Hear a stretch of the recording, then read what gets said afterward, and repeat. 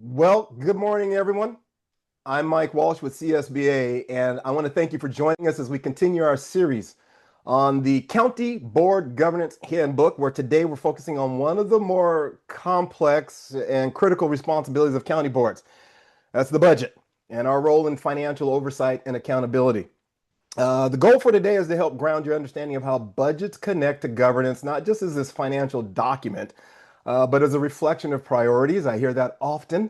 It's a tool for decision making. And ultimately, as board members, we all have a responsibility to ensure fiscal stability in service to students. So we're going to get back to this notion of service. And we're talking about that a little bit today as well. I'm excited because I'm joined by two individuals that I have really come to enjoy our conversations, a great deal of respect for both of them, and they bring a deep expertise and practical insight to this conversation. And I think the practical part is really what's important for a lot of board members is we may have varying levels of experience with budgets. So Travis Haskell, who's the Assistant Superintendent of Fiscal Services at Butte County Office of Education, Butte County? Oh, I wonder where that is. We'll talk about that in a little bit. And Aaron Hines, the Deputy Superintendent at Colusa County Office of Education, and he's the immediate past president of CSBO. And I'll let them talk a little bit about themselves and share a bit more about their backgrounds and why in the world they gave up their time to come join us in this conversation. But as always, before we get started, just a quick housekeeping conversation. So, want to go ahead and go to that next slide to talk a little bit about the housekeeping. So, and by the way, I've got a new producer hanging out with us today. Producer Simber there we go. She's already, look, Simber's already on top of everything. I don't know why I need to even bother her. She's got it. She's under control. I'm the one who's out of control, quite frankly. But right now you'll notice that on this slide, we're going to ask that all your questions, we're going to answer them, but we want to ask you to put your questions in that Q&A section, and then we'll monitor that. And hopefully not even hopefully, we will create time in this conversation to answer your questions because the experts, again, did I mention we have two experts? We're going to make sure we get all of those questions answered. So let's go ahead and go to that next slide and talk a little bit about our panelists because I want to let them talk. I want to get them involved in this conversation. I'm joined again, as I said, by Travis Haskell. He's the Assistant Superintendent of Fiscal Services at Butte County Office of Education, and Aaron Hines from Colusa County Office of Education. So, gentlemen, here's what I'm going to do. I'm going to take a minute to just let you introduce yourselves, talk a little bit about why you're here, and then I'm going to touch briefly on reminding everybody this is about our governance handbook, so I'll show a picture of that. And then I want to set the stage by talking a little bit about the difference between compliance or technical assistance, as well as how that's supposed to lead to transformation or adaptive behavior change. So all of these things we're going to put together, but I thought let's start by me talking less and both of you talking more. And I know you guys did rock, paper, scissors earlier to see who was going to go first. And Aaron, you're at the top of my screen, so that means you won. So Aaron, why don't you go ahead and introduce yourself and tell us a little bit about who you are and why you're here today. Perfect. Thanks so much, Mike. And thank you for joining us today.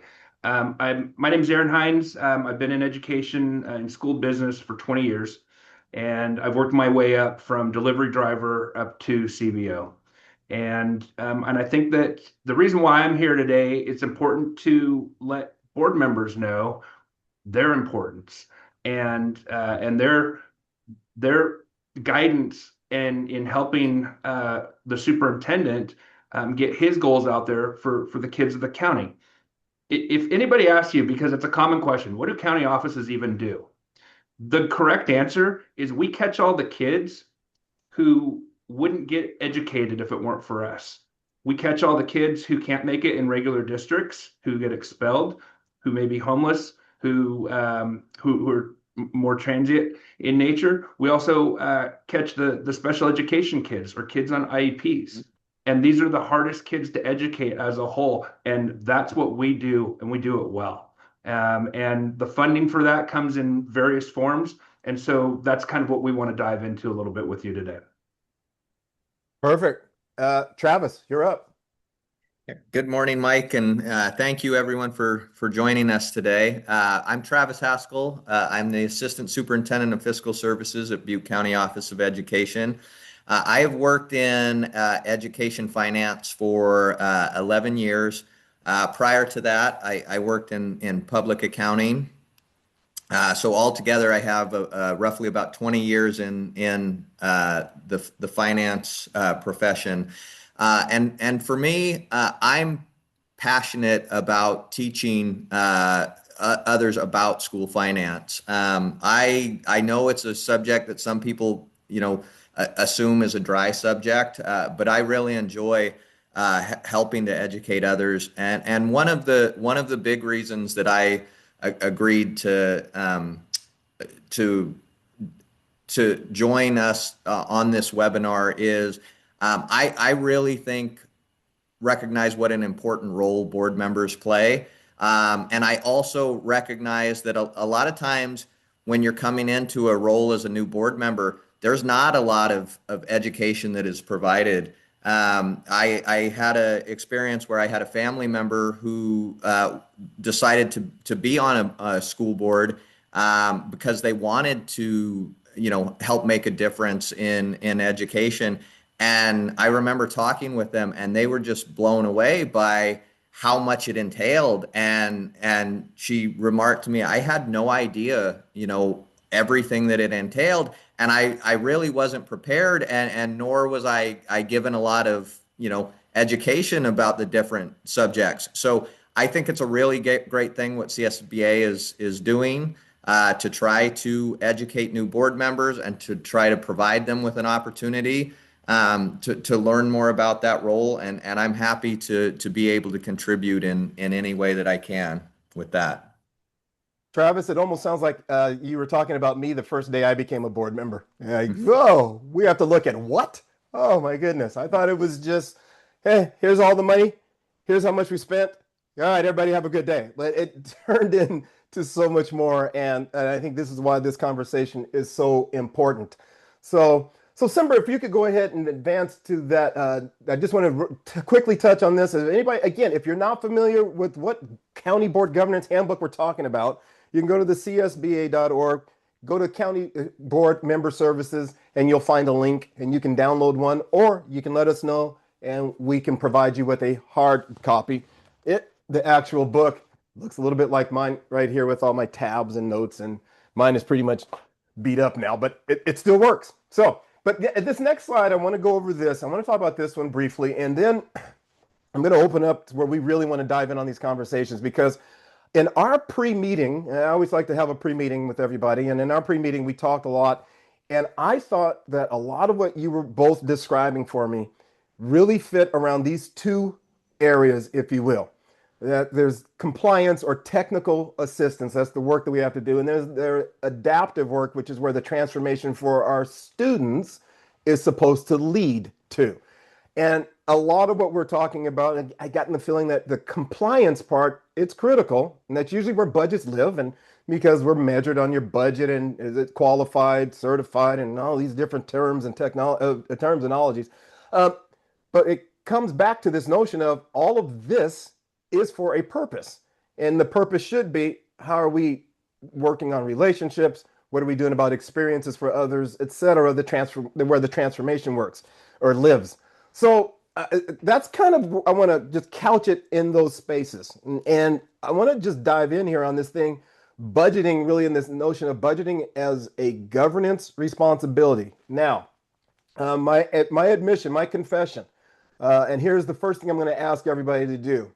Please type in, and this will give us all a sense, right? If you were to give a class, so everybody who's online right now watching, if you were asked to teach a lesson on budgeting, and you're going to teach, how confident are you in teaching to a group of board members?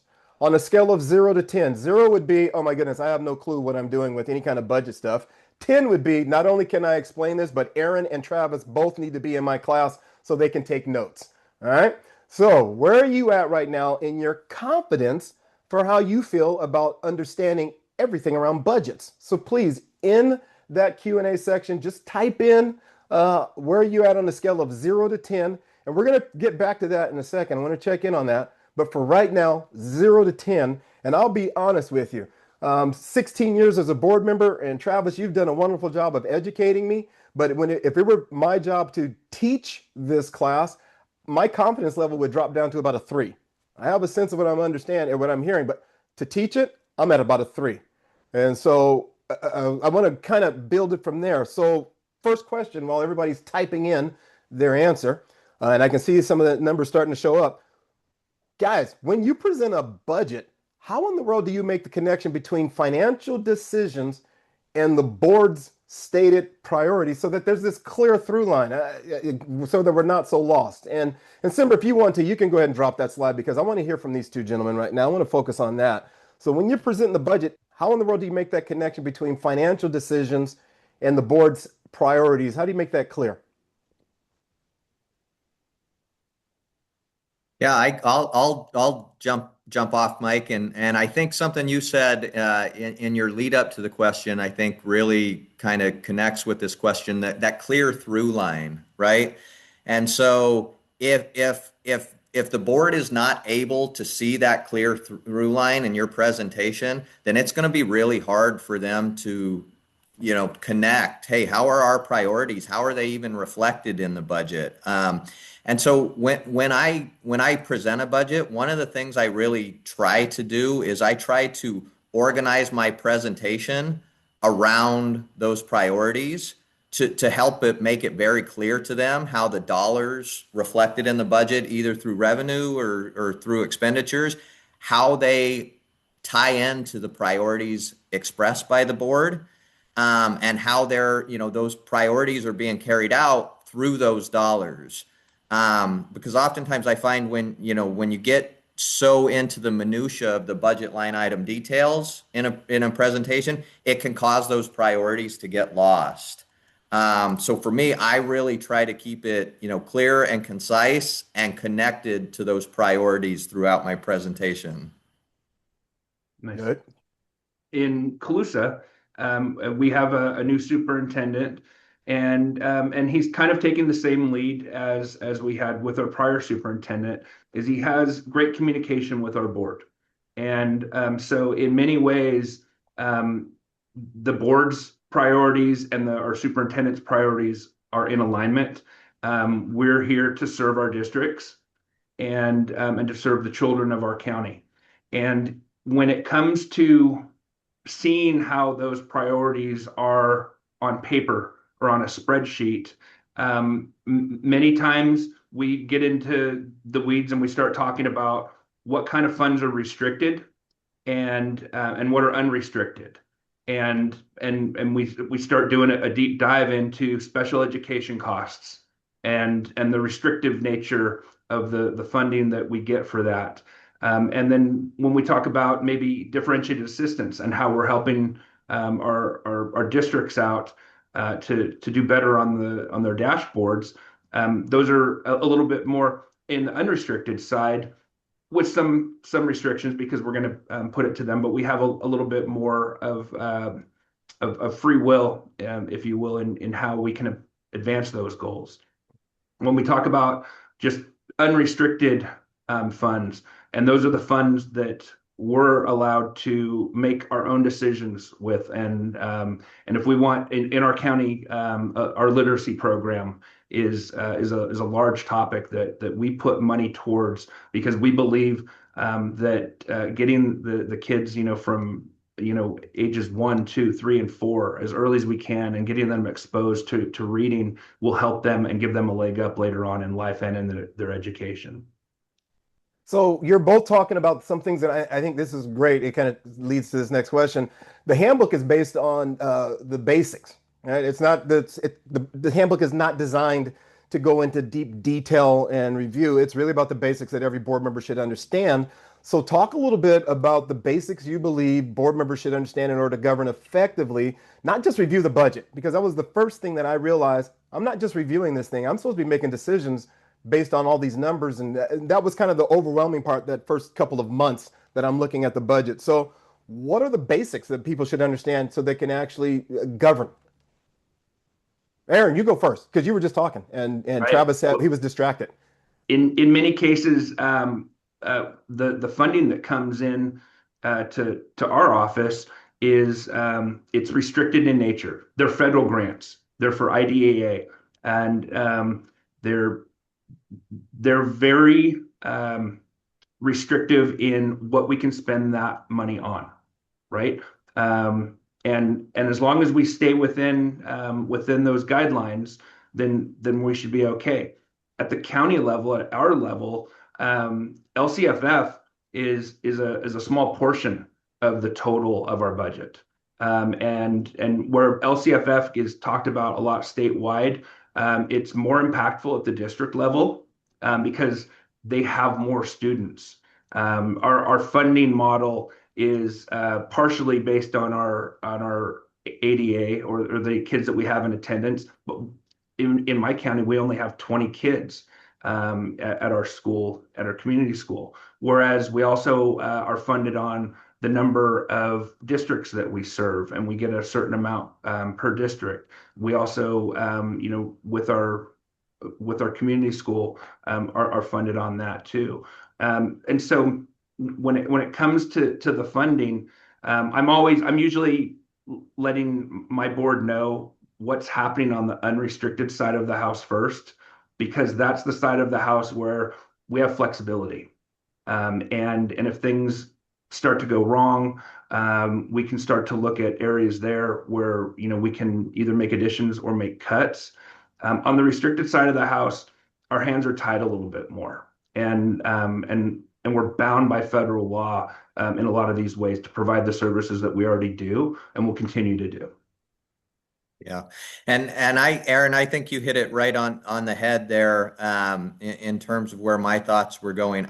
First and foremost, for me, I think it's very important for the board to have a clear understanding of the difference between unrestricted and restricted funding, because the better you understand that not all funding is created equal, I think the more effective that a board can be in their governance. And within that, I think it's really important for a board to have a strong understanding of how the different departments or programs that their COE operates are funded, whether they're funded on the unrestricted side, whether they're funded on the restricted side, because just like Aaron was alluding to, that's going to make a difference in terms of how much flexibility you have, how much local control you have over that, and ultimately how you're going to be able to address budget issues that come up.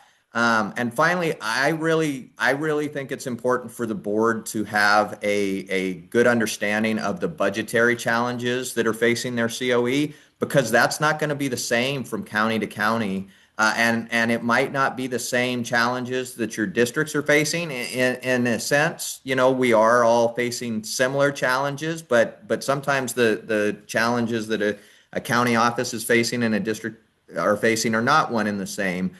So knowing, are we declining in enrollment to the point that it's affecting our revenues, or are we funding ongoing services with one-time funding that potentially could cause a problem in the future? I think if you have an understanding of those basics, that's really going to help them to govern more effectively in a way that can help to address challenges. So what are you hearing as some of the most common, guys, this conversation, I love it. It's in alignment with almost every question I've already got here. Right? Imagine that. So what are you hearing then as the most common misconceptions board members have? I think about when I first got involved. I think about the different conversations I've had with community folks who say, there was a mayor, I won't say what city, right? But there was a mayor of a certain city near me, someplace. And they explained that they could fix the budget. And when they mentioned that to their theory for how to fix the budget to me and the superintendent at the time, the superintendent and I just kind of looked at each other and went, okay, that's another person who's operating with the wrong concepts for how we have to deal with a budget. It was clear that it was the typical misconception. So what are some of the misconceptions that you run into when you're helping board members understand the budget the first few times? So I'll jump out on this one first. For me, it's kind of what we already talked about, but I believe that one of the most common misconceptions among board members is that all reductions are are the same. If I reduce, if I can reduce, a dollar in a program, then that's going to have the same impact on the budget across the board. And what they learn pretty quick, and what I think it's important for them to learn early is, unfortunately, that's not the case, because as Aaron was saying in his previous question, if you're making reductions on the restricted side of your budget, that's going to do very little to address a problem that you have in your unrestricted budget. And in fact, you could actually even hurt your unrestricted position, because you can make reductions to the point that you lose indirect revenue, which will hurt your unrestricted budget. So I think that is a common misconception that I see among new board members. And I think addressing that starts with what we're talking about here today, which is the education for new board members, and educating them on the differences between unrestricted and restricted funding, and why that concept of, okay, if I can reduce, my budget, it doesn't matter where it comes from, as long as I can make those reductions, why that is a misconception. And I think addressing that and educating them on that will help them be more effective in their role. I think that a misconception of new board members coming into the county office level is that they have the same decision-making flexibility, I guess, as districts do. And that's not the case. We have over 1,000 districts, and district boards essentially have line item approval or veto power. And at the county board level, you have approval over the budget as presented or not. The superintendent of schools is the one who is intricately involved in creating your budget and can add or remove or make those decisions in conjunction with conversations with you as a board member. But the role of the new incoming board member at the county office level is to approve or disapprove the budget. You can have input and comment on that as well.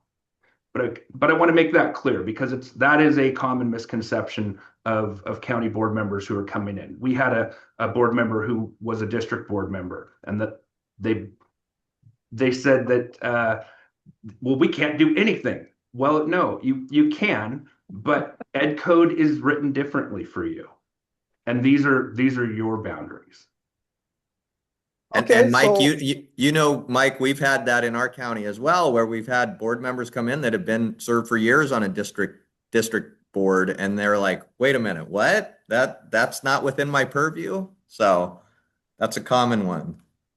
And I think, to your point, yes, I've seen that often. I was smiling because that's almost the conversation in every topic when people move from the district to the county board.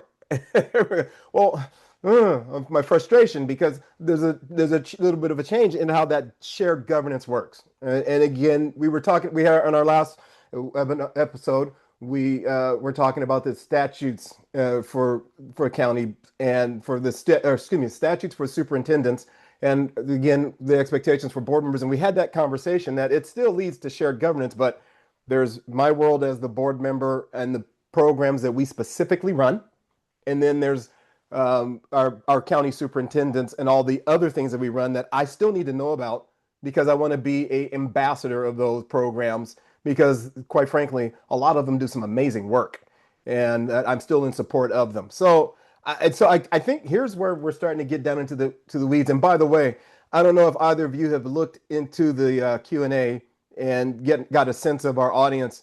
They're all over the place, and the majority of them, thankfully, have more confidence in their ability to teach this lesson than I do.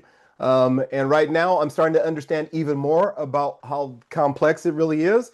And there's a reason why I don't do this. As a matter of fact, I think I have a CPA.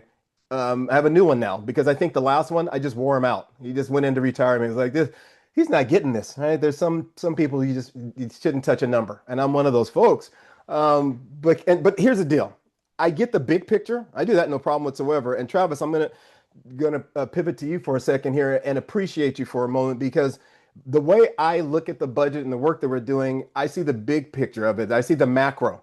When I studied econ in college, did fantastic with econ, did fantastic with macro econ, and then we get into the micro, and I struggled a lot. And that's evident here for me as well. And this is why my feeling is like a 3, because now we're getting into the micro of it. So I'd love for you to walk us through how restricted funds that are really used to serve specific student populations, how do you communicate? Because that's where we're starting to define this thing, is that there's a difference. Not all funds are equal, et cetera.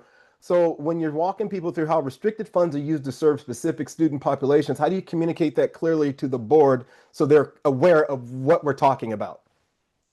Yeah, yeah. Thank you, Mike. And that is an unusual concept to people, and I think sometimes it can be an unusual concept to people regardless of their financial acumen, because if you work in other industries, restricted funding might not be as common of a thing. So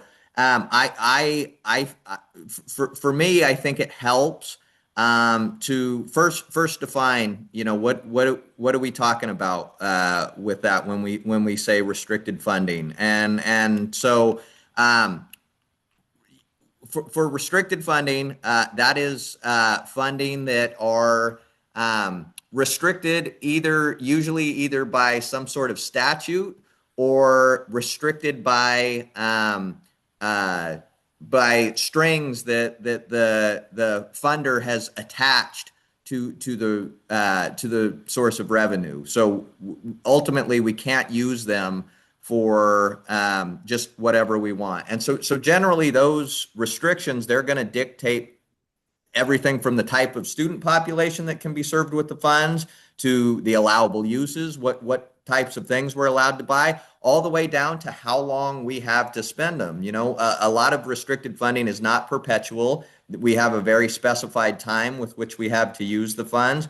And so, like so much of the things that we've talked about, I think, again, it all comes back to communication. And so what I try to do with our board when we're talking about it is, like Aaron had said in a question earlier, the majority of the time we're talking about the unrestricted budget, and anytime we're talking about restricted funding sources, I make sure and remind the board of that, hey, this is a restricted funding source, and I try to outline for them, these are the major sources of restricted funding that we have. These are the target population that are being served with this funding. And I talk a little bit also about the different restrictions placed on the different funding sources. That way they understand when I say, well, hey, we get a lot of migrant education funding, but that does not mean that I can just redirect that funding to help this program over here, because we have an excess of that. And so I think helping them understand what the restrictions placed on the different funding source will really help their overall funding. And okay, now I get why, even though it seems like we have an excess of funding over there, we can't just make reductions over there or move the funding around. So I think that really helps. So, Aaron, anything you want to add to that, Aaron? Because I have another question I want to ask you. Go ahead. All right. So I love this conversation, because I think part of what challenges it is, let's talk about the real world as we are in it today. There may be a little bit of volatility out there in funding, right? And there may be enough that every now and then governors or other folks start manipulating Prop 98, which is a no-no, right? So given the realities of state funding volatility, actually, I don't even want to narrow it down to just state. I want to just talk about funding in general, whether it's federal, state, categorical, local. What should we really understand about how volatile and how difficult it is to plan when things are so all over the place? Aaron, fix that for me, Aaron. How do I'm even struggling to organize that as a question, but I think there's a lot of volatility in the market as far as our funding sources and everything we're being asked to do. How are we supposed to make sense out of all of that?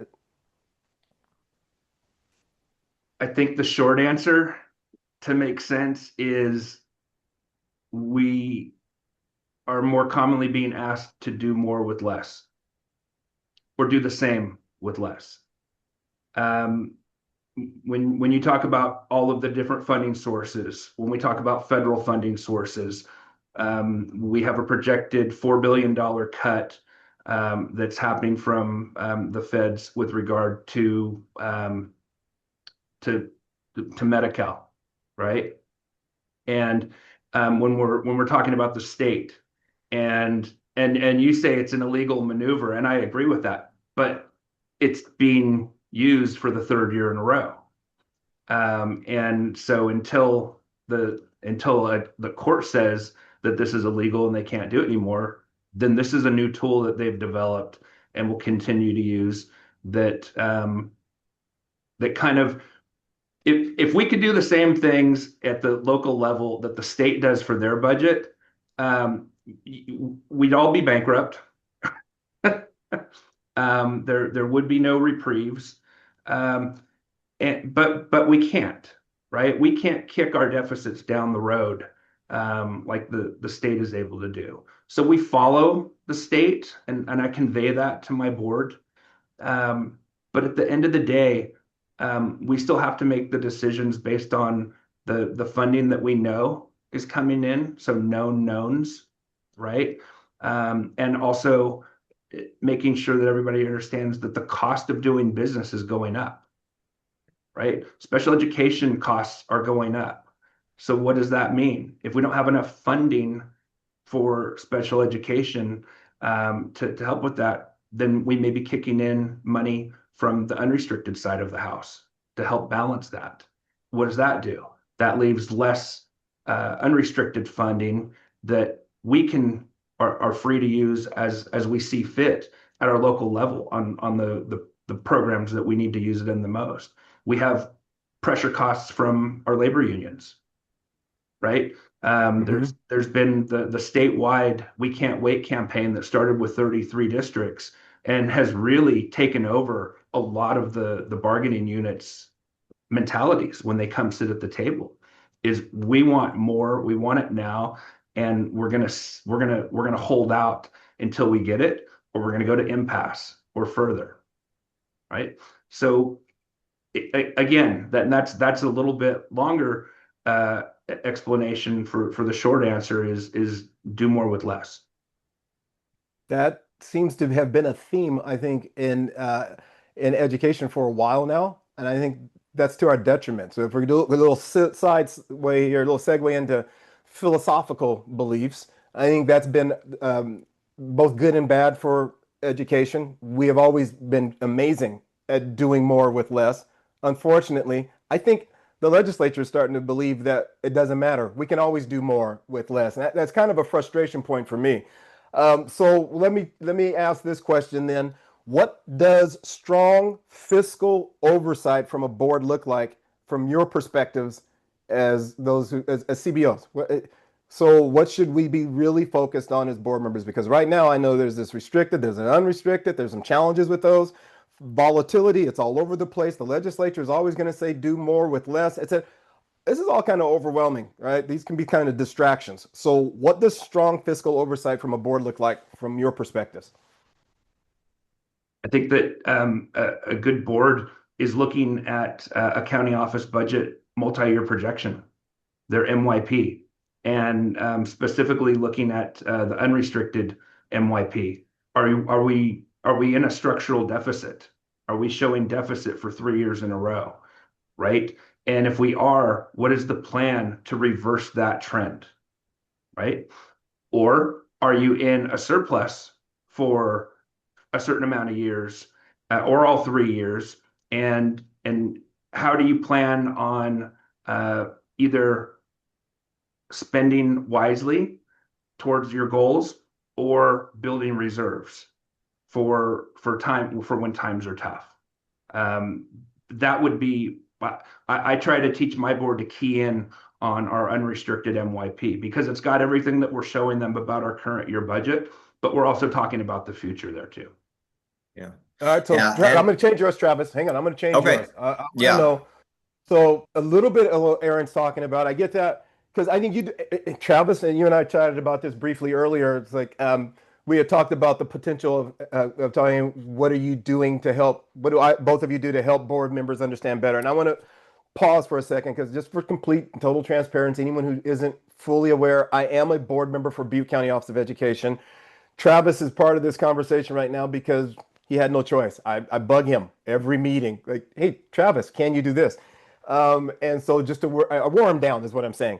But also because Travis was essential in helping us develop the content for the book.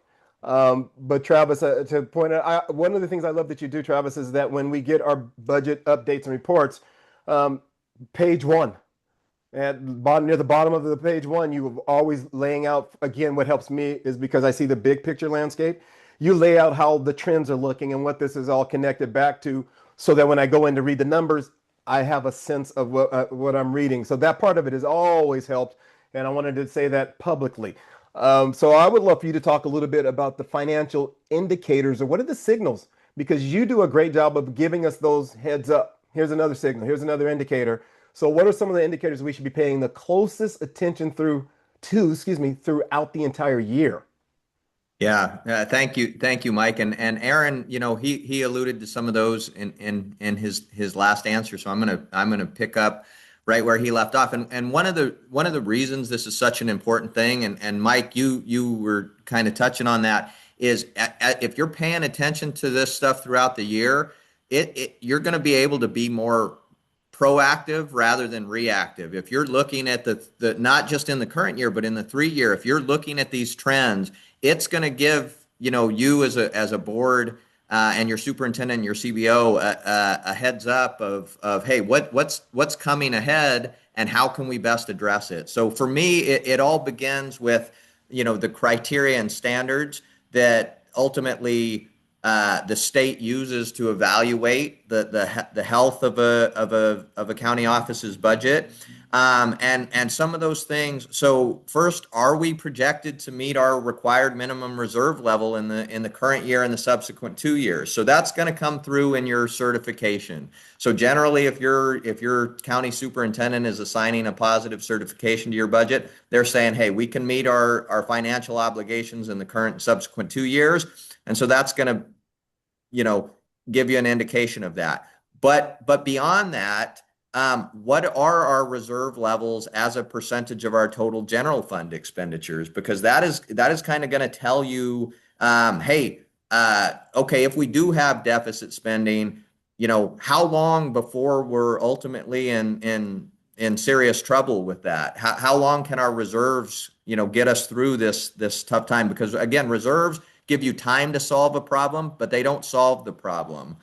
And so one of the things that I always reinforce with our board members is in terms of that minimum reserve requirement, what does that represent for us in terms of a number of months payroll? And I think most people will be surprised by that, because I think a lot of times, we talk about the misconceptions. A lot of times board members will get it in their head that, oh, that minimum reserve amount, that's all we need to have. And then they're shocked when they learn, hey, this is how far that would get us if we only had that minimum amount.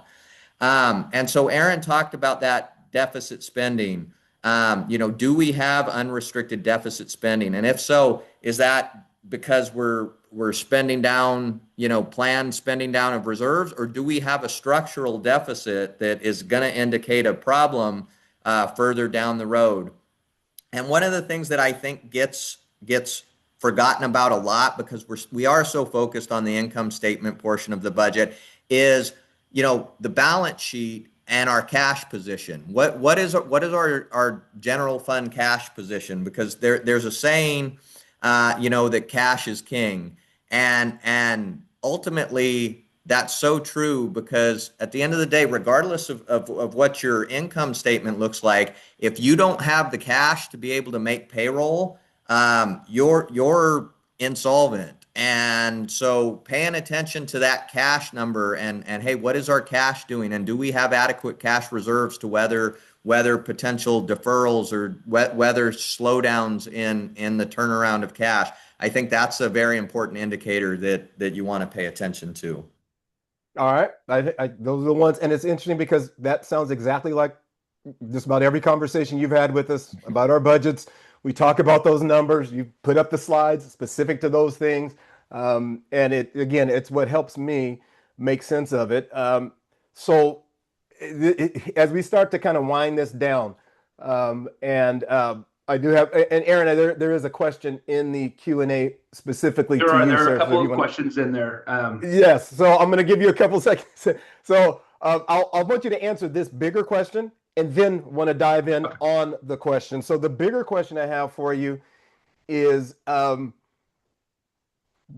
okay, congratulations. We're coming near the end of it. What's the one thing? What's the big takeaway that if board members remember nothing else? And again, we've got a varying amount of experience here and levels of competence, right? So if we got all of us have to walk away with one thing, what I'd love to hear from both of you is, so here's that one thing, here's that one trend, here's the one thing to keep in mind as you're looking at budgets and using them as effective tools for decision making. What's that one thing? So Travis and I both sit on Basque, which is the 58 county office CBOs. We meet every month. We all have open doors for board members to come and talk to us and ask questions. And you'd be surprised how little or underutilized that is, but it's a standing offer. If you're confused, call us. If you have questions, call us. If you see a headline that's alarming, call us or stop by, and we can have those conversations with you and try to help bring you up to speed. Yeah. And Aaron, I couldn't have said it better. So for me, it all comes back to your role as a board member. One of the most important things is for you to be informed and educated. And ultimately, how do you do that? How do you do that as a board member? And I'm going to apologize. My office that I'm in, it's trying to save our utility bill, so the lights keep going off. So how do you become informed and educated? Just like Aaron said, you ask questions. And one of the things, that I always try to do as part of my presentations is I will spend a portion of my time talking about some things that are going on at the state level that our board members might hear, because I want to try to get ahead of answering the question of, hey, how might this affect us? If you're at a conference and you hear them talk about the withholding of $5.6 billion of funding for us, what does that mean to us, or what are they talking about? But knowing those questions to ask and utilizing your CBO as a resource is really important. And the last thing I want to say, as I was thinking about why this is so important is, as a county office of education, one of our roles is the fiscal oversight of our district. And to me, that emphasizes the importance on us having our financial house in order, and why it's so important. Because if we're going to be in a position where we're going to tell a district, hey, you need to get your finances in order, then we want to make sure at all times that we're in a position to say, we're not saying, hey, do as I say, not as I do. We're practicing what we preach, and we are keeping our house in order as well. Absolutely, Travis. So moving into a couple of the questions that I've seen. One of the questions is asking about providing the education code regarding the authority of the superintendent. And Mike, what I would like to do is send over to you a publication that FICMAT put out that details the differences in authority between the county superintendent and a county board member. The other one I saw kind of piggybacks on what Travis just mentioned about fiscal oversight of the districts and when did that begin. So AB 1200 was a law that was passed in 1991 as a result of Richmond USD going insolvent and needing to take out a state loan essentially. And what it did was it put county offices in the role of that fiscal oversight over their districts to try to avoid that from happening in the future. If you're trying to make sure that the district board members don't think those letters are coming from you, then they just need to look down at the bottom of the page where the signature is, because it's signed by the county superintendent of schools. that's in law, like where that needs to originate from. And so you can just remind them of that's not you, that's the county superintendent. And to that point, Aaron, I think that's one of the reasons why one of the other focuses that we're starting to hear from more and more of our county board members is that we need to work on our relationship with our district board members, because so often we are doing things that are statutorily required of us as at a county level, and oftentimes districts don't realize that, and it's like, whoa, whoa, whoa, there's a rule, there's a law, we have to do this, and so we're doing what we were asked to do. It's not because we don't like you. I like my districts. My kids, my grandkids went to the district schools. So I kind of have a great relationship with them. I like to keep that. And so thank you. Any other of those questions you wanted to take on, Aaron? Otherwise, we just roll them at Travis, because this is almost like see if we can trick the CBO. All right. So any of the other ones you want to take on? Or how about Travis? How about you get you to answer? Yeah, Mike, I'm happy to, and this is a question, I would say this is a question that I commonly get. And I'm going to use my attorney answer for this one. So the question is, what is the average ending fund balance reserve amount for COEs? For districts, it has been around 19%, but that percentage has been dropping due to declining enrollment. What do you recommend for that amount? And I'm going to say it depends. And I always, this is not me hedging my bets for this webinar. Whenever anybody asks me, my answer is that's going to vary from county to county depending on your situation. And so I will share that in our county we are around 20%, but that plays into a lot of local information that I have from our specific to our budget. So we have a very significant migrant education contract that represents about $21 million, which to us is a significant amount of money. And I know every year there is a slow process to get the cash flowing for that contract. And this last year it was even more so due to some shenanigans that happened at the federal level. And so for us, I know. Wait, hang on. I gotta ask. Is that a technical term? It is. Okay. Yes. So go for it. Carry on. Yeah. I know for us, it's extremely important for us to have those reserves, because essentially what we're ultimately doing is we end up floating a good portion of the expenditures in that program for the majority of the year because of that. And if we did not have the reserve level that we do, I would be losing, and our board and our superintendent would be losing a lot of sleep about, hey, how are we going to make this work, knowing that it's such a delay in receiving. So I would say those are good questions to ask of your CBO and your superintendent, and ultimately that decision is going to be probably a local decision about where your comfort level is with reserve levels. And I know, Travis, I'm going to compliment you. And because there's going to be a recording, I can prove that I complimented you in public. I want to say that one of the things I appreciate is that when we've had conversations about our reserve, you've always framed it around how long it would actually allow us to work. As you said, it's not going to solve the problem. It's going to buy us time to solve the problem. And that was never more apparent or real for me than last year, when those shenanigans. I'm going to tell my accountant from now on, stop looking at my. It's a shenanigan. Accountants don't like shenanigans. I'm a CPA, and yeah, that and creative accounting. It makes us nervous.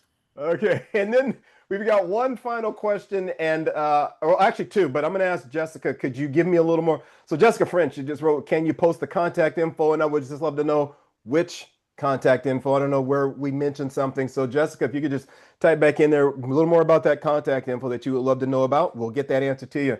But Aaron, I'm going to give you that last question that says, when districts go into receivership, could you talk a little bit about that one? I heard that when districts go into receivership, it is county boards of education rather than the state that takes over monitoring. Could you provide clarification? Thank you. So, and that's true. The county office does take over in lieu of the state. For years and years, from 1991 until just a few years ago, it was the state that took over, and they called it state receivership. They would work with FCMAT and with the county office to find an administrator. And essentially, what they did is they tweaked the law and put it solely on the County Office of Education to run that show. Thank you very much. Still in conjunction with FCMAT and the state. So, and then Aaron has already mentioned once again, folks, as we start to wrap this up, because there's all the questions, and I love this conversation. It's been fantastic. It is helping me understand more and more. I think my confidence level went from a 3 to being able to teach this class now to a 4.5. Hang on a second. I think there may be one more who tried to slide that in just real quick. And just want to clarify, it is not the board, but oh, that's a very good, thank you, Annette Lewis, Region 14 Director. Perfect clarification. And so, and Aaron, you can talk a little bit about this. No, Travis, I think it's Travis's turn to be tricked into a question. Yeah. Clarify the difference between that being the office, not the board's role. Because again, that's part of that confusion out in the public sometimes. We have to make it clear it's the county office's role, not the county board's when we talk about that receivership. That's correct. And so ultimately the county superintendent is the one that is going to be working with that, doing that. Now, obviously that's something that, we're going to want to keep the board informed about. But ultimately that might be another misconception out there is, the county board is now, making decisions for the district. That is not the case. Ultimately, it's the county superintendent's responsibility that will be working with the different agencies, as Aaron indicated, on helping the district to work through that receivership process. All right. Well, let me end this call this webinar before I get in trouble because I've kept both of you from getting your jobs done. Yeah, Aaron, your board knows how to find me because Calusa's not that far away, and Travis, well, he knows exactly how to find me because I'll be sitting right there. We'll see you on Monday. See you on Monday. So let me go ahead and wrap this up as we want to bring back to this core. When we started this conversation, one of the things we talked about, budgets are a reflection of priorities, values, and the decisions we make on behalf of students we serve. So again, I think that has been really clear as we've talked about that. For county board members, the role is not to manage the budget. Here's what I've understood from our conversation. The role is to understand it well enough to ask the right questions, to assess risk, and to ensure that the financial decisions being made today are sustainable, looking at the multi-year projections for the future. So thank you again to Travis and Aaron for sharing their expertise and helping to bring clarity to what can often feel like a complex and technical topic, when really it does lead to transformation if we view it correctly. So thank you for how you're helping our board members. So as you leave today, I'd encourage everyone, take one idea from this session back to your board. Hey, turn it into a question. Okay? Because that's really where we're supposed to be moving more and more, because strong governance isn't about having all the answers. It's about asking the questions that lead to better decisions, again, for those that we serve.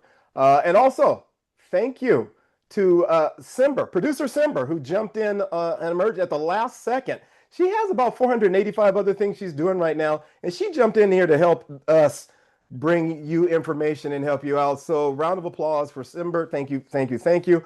And thank you again, everyone who joined us, for your time, and most importantly, for all the services that you give to students across California. As I always say, to lead, you love; to save, you serve. Thank you for being the people who love and serve. So everyone, back to Travis and Aaron, back to work. Everyone else, thank you for joining us today. Have a fantastic rest of your day. Oh, wait, there's one more.